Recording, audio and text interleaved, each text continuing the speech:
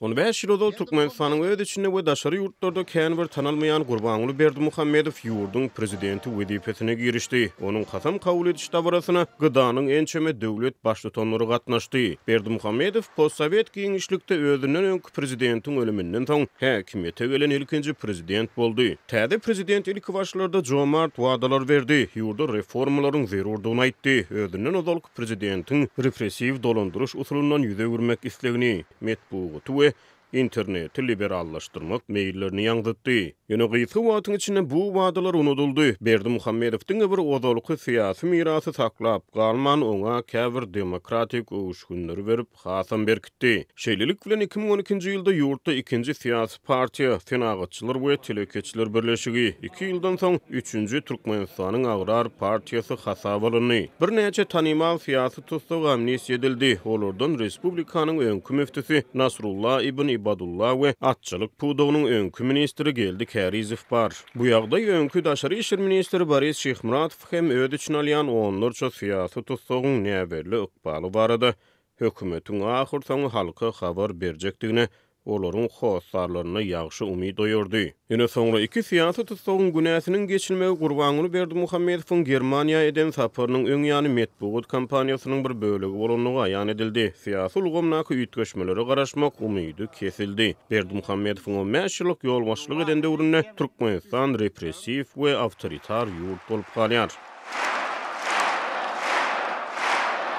Berdimuhammedowyň wezipe başlan döwrü neft gaz bahalarynyň ýok bolanan döwrüne gawat geldi. Ýöne ol ýurdy energiýa eksportyna garaşlylykdan halas edip bilmedi. Berdimuhammedow energiýa serişdelerini diversifikasiýa etmegi hem başarmady. Munyň tersine täze prezident döwrüne ýurt türkmen gazynyň esasy iki hyrydaryny ýitirdi. Ödüňe Hytaý ugru boýunça eksporta garaşly bolup galdy. Onuň ýurdy dolandyran döwrüne Hytaýa ýylda umumy kuwaty 55 milliard kub metr gaz aktyrjak 3 truba geçirji guruldy. Ýöne bilermenleriň tasdiklamagyna görä bu taslama Aşgabaty elgarama ýagdaýa saldy. Pekin dünýädäki energiýa çeşmeleriniň bahasynyň ýokarydygyna garamazdan Türkmenistanyň gazy arzan bahadan alýar. Üstüne resmi Aşgabat girdijiniň bir bölegini gurulan gaz geçirjisiniň guruluşy üçin bergileri ýapmaga sarp edýär. Berdimuhammedow sosial sferada ilatyň peýdasyna bolmasa-da möhüm özgörüşlükleri gadanny. 2019-njy ýylda ol türkmenleriň ýaşaýyş durmuş şertleriniň gowlanyny onaýdyp çäriýek asyr dowam eden mod hyzmatlary ýatyrdy.